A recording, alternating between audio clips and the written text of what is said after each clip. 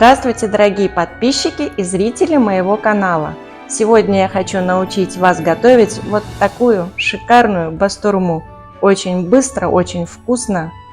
Попробуйте, вы не пожалеете. У меня вот такой кусок мяса. Это филе бедра говяжьего. Посмотрите, какой он красивый. Я буду избавляться от всех пленочек, от всего лишнего. Вот эти пленки все, они мне не пригодятся. И я буду их потихоньку все обрезать. Мясо прямо как шоколад. Очень красиво выглядит. Очень важно еще, чтобы мясо не замораживалось. Обязательно узнайте информацию у мясника об этом, замораживалось мясо или нет. Обратите, пожалуйста, на это особое внимание, а то вам будет очень сложно избавиться от влаги в мясе. Я разрезала это мясо уже и продолжаю обрезать все пленочки.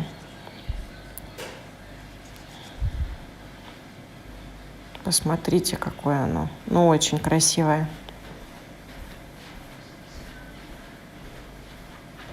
Теперь это мясо, большие куски, мне надо разделить на небольшие, на удобные для бастурмы. Вот с этого куска получится особенно хорошая бастурма. Эти куски будут прям идеальными. Как по размеру, так и по качеству, конечно, мясо. Сами видите, какое. Вот так, вот такие хорошие два кусочка, отличные. Ну и второй кусок тоже надо нарезать. Эти сейчас уберу в сторонку и буду нарезать второй маленький кусочек. Его тоже разрежу на две части. Вот так. Можно было бы, конечно, этот маленький кусок оставить целиком и так его солить. Но тогда он долго будет готовиться, сушиться. Нам надо быстро. Теперь я взяла форму, куда буду складывать мясо, и вот крупной солью посыпаю все дно этой формы обильно. И выкладываю сюда мясо. Кстати, рецепт со всеми ингредиентами и с количеством вы, как всегда, найдете в описании под видео.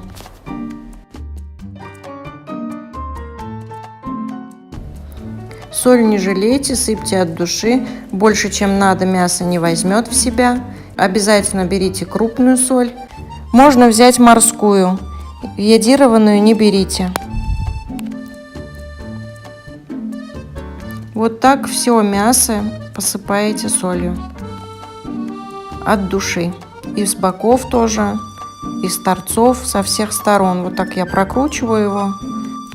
Вот видите, торец не просоленный, я его обмакиваю прям в эту соль и дальше следующим куском занимаюсь. Смотрите, чтобы все полностью мясо было покрыто солью, чтобы не было непросоленных кусков. На сегодняшний день соль у нас один из самых доступных продуктов, поэтому не жалейте. Посолить можно от души.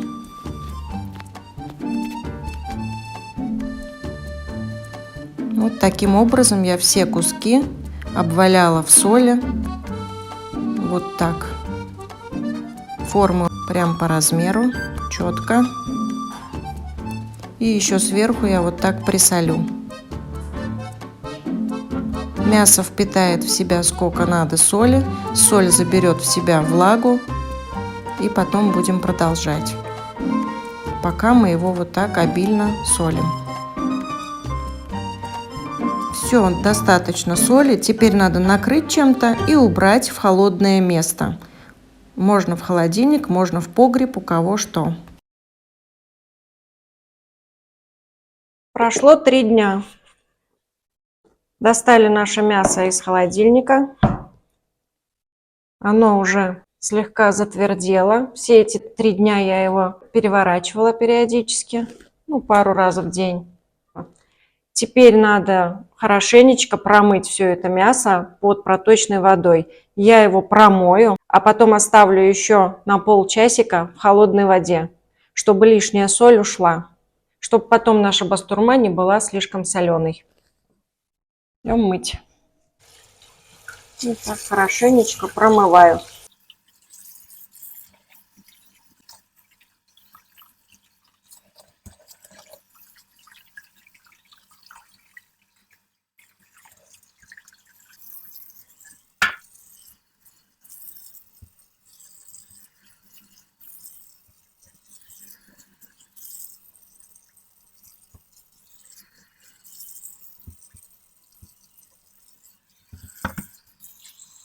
Оставляю прямо здесь в холодной воде. Полчасика пусть полежит.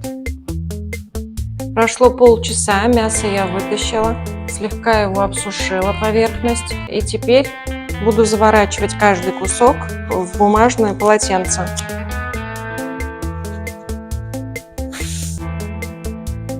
Заворачиваю каждый кусок, оборачиваю бумагой. Вот так заверну каждый кусочек.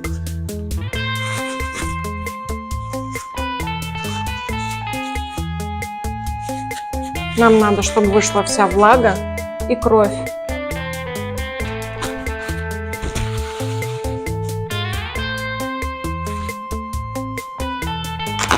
Уберу под пресс в холодное место потом все эти куски. И буду в день пару раз смотреть, есть ли влага и кровь, самое главное, на бумаге. Надо дождаться того момента, чтобы крови не было. И тогда можно действовать дальше. Все зависит от кусков мяса, от их размера. Чем больше мяса куски, тем дольше они будут сушиться, тем дольше будет с них выходить влага и кровь. Вот этот самый маленький кусочек, он быстрее всех просохнет. Мы будем делать все равно, окончательный результат будет у всех вместе кусков.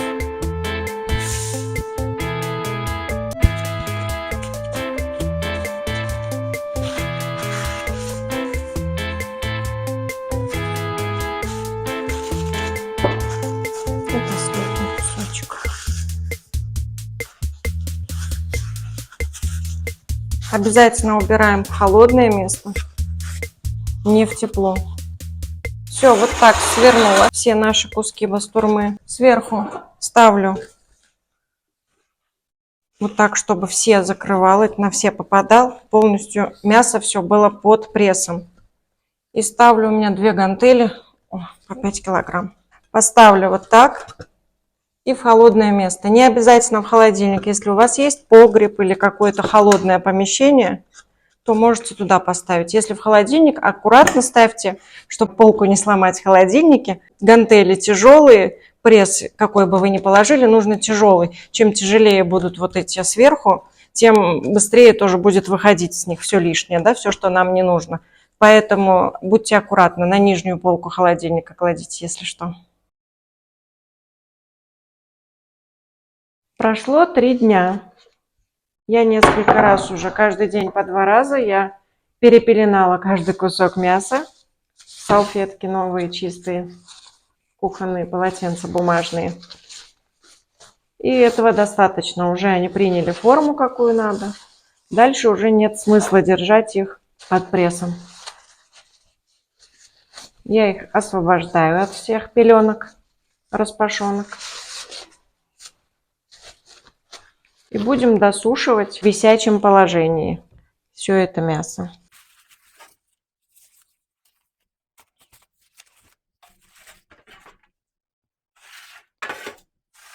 Что мы делаем дальше? Надо проткнуть дырочку в каждом куске, чтобы потом повесить, да? Сначала сделаю дырочку. И надо продеть веревку в эти дырочки. И теперь вытягиваем вот так нитку и завязываем. Завязываем так, чтобы не развязалась и не упала, когда будет висеть.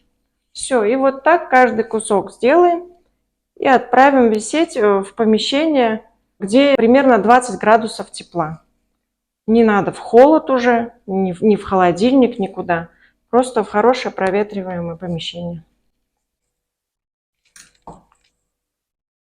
Все кусочки завязали, подвязали. И теперь идем вешать в проветриваемое помещение. Оставляем еще на 2-3 дня. Посмотрим, как будет сохнуть. Зависит от этого. Эта дверь зимой не рабочая. Тут подсобное помещение. Как раз идеальное место для сушки мяса. У нас прошло еще пара дней. И вот 2 дня спустя, посмотрите, наше мясо высохло. Ну, такое не совсем прям каменное. Ну, вот сверху оно сухое. Как я и говорила, маленькие кусочки хорошо вообще высушились уже. И теперь мы делаем для него то, чем его покрыть, мясо это. 1, 2, 3, 4, 5, 6, 7 зубчиков чеснока. Через чеснокодавилку.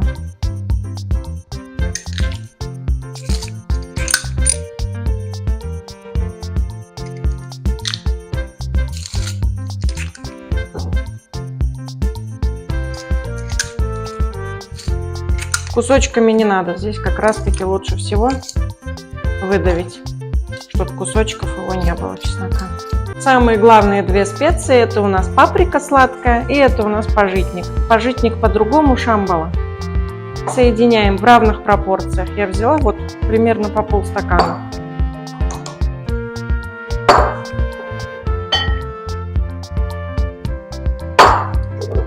Сюда же я отправлю кориандр молотый, чайная ложка, и зиря, чайная ложка. Чайную ложку с горкой острого перца чили. Так как вы уже знаете, да, мы любим перченое. Если вы не любите сильно перченое, положите пол чайной ложечки, не кладите много перца. И сюда же я отправляю, как я вам уже говорила, пасту перцев надо готовить. Если не приготовили, не добавляете. Я положу вот, 5 чайных ложек. Все это перемешаю. Соль уже не кладем. Соль у нас, мясо уже впитало сколько надо. Соль в этой намазке не нужна, в этом верхнем слое. И буду потихоньку добавлять воду, пока не образуется нужная мне консистенция. Я вот начала делать, смотрю, что паприка у меня рыжего цвета. Не очень мне нравится этот цвет. Поэтому быстренько выжала сок со свеклы. И добавлю теперь еще свекольный сок. Он даст нам красивый цвет. Паприка прям рыжая. Будет не очень красиво смотреться, такой рыжий цвет. Оно будет, вкус-то будет хороший, но просто цвет будет не очень. Хочется, чтобы было и красиво. Поэтому добавляю еще свекольный сок. И дальше размешиваю. Видите, какой сразу красивый цвет меняется на глазах. Вот, а что это такое рыжая паприка? Вот такой консистенции оно должно быть. Видите, какая красивая теперь паста получилась. Пасту перцев, если не делали, не смотрели, обязательно посмотрите. Можно и сейчас сделать. Сейчас перец тоже, в принципе, подают красный. Можно делать, в холодильнике держать понемногу. И теперь будем мазать наше мясо. Надо нам все его покрыть вот этой смесью.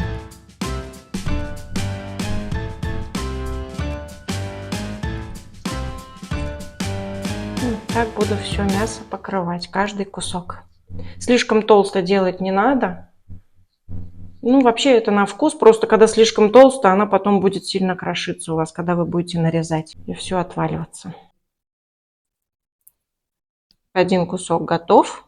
Понадобился еще один инструмент, чтобы гладко сделать все. И вот так все кусочки покрываем. Вот так. И вешаем. Потом отнесу.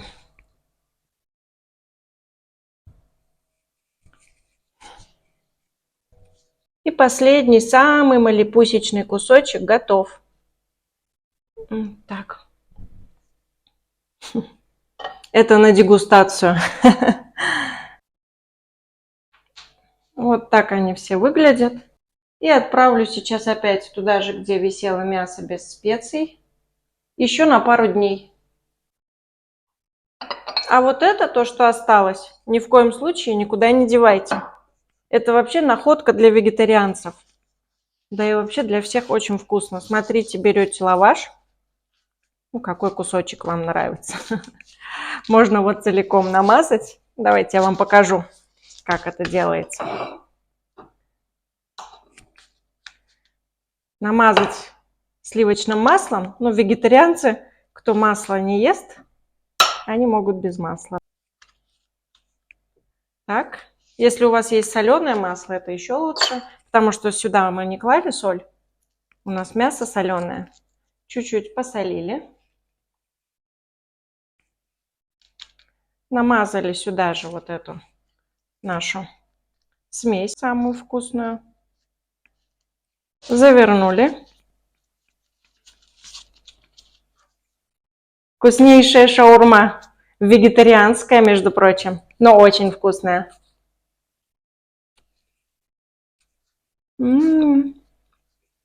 Уже и бастурма не нужна. В общем, мы с вами ждем 2 дня еще, а сами едим чаман. Эта смесь, кстати, называется чаман с лавашом, пока сушится бастурма. Момент истины настал. Наша бастурма готова. Сейчас мы посмотрим, что получилось. Вы-то посмотрите в одном ролике, а я уже посчитайте, сколько дней ее делаю. Вам проще.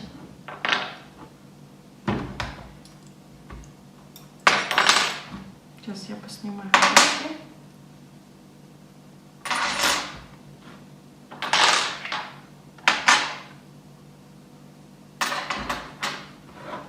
Посмотрите, какая она вся идеальная бастурма. Супер. Это прям на один зубок кусочек. Давайте порежем, посмотрим, что у нас получилось. Головка нам уже не нужна. Потом из тех кусков вытащу. Давайте разрежем и посмотрим, что же там внутри. Самое сложное в этом деле — нарезать бастурму. Нарезать надо тонко. Чем тоньше нарежете, тем лучше. Посмотрите, какая красота. Отлично. Видите, обсыпка как тоненьким слоем. Меня тут поправляют, что самое сложное не резать, дочка мне говорит, а самое сложное ждать, когда же она приготовится, эта бастурма. Я нарежу.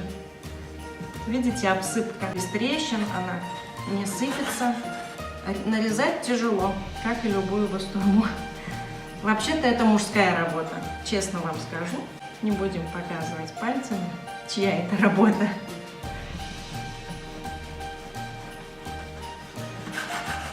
Посмотрите, какая красивая. Посмотрите, и края, и серединка.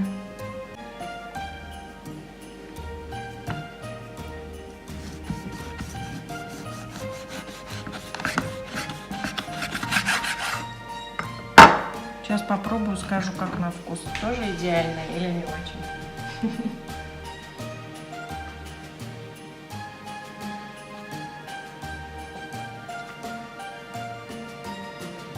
Сейчас прожую.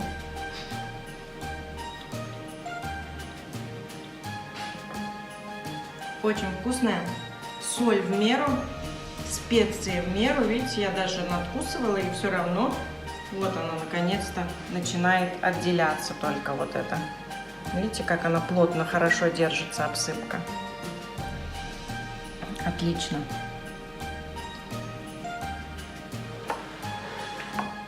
Кстати, я вам выпущу видео так, чтобы вы успели как раз приготовить. У вас есть время.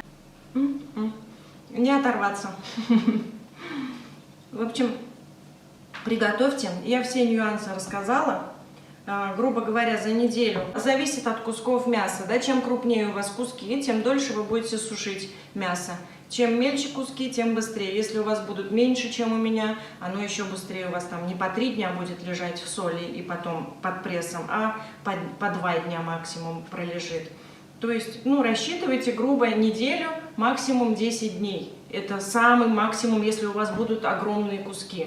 Это очень быстрый, очень, как сказать, самый эффективный, самый быстрый, самый вкусный способ приготовления бастурмы. Вы не отличите ее от той, что готовят месяцами, там, не знаю, годами. В общем, она очень быстрая и очень вкусная, ничем не отличается от той, которая долго готовится.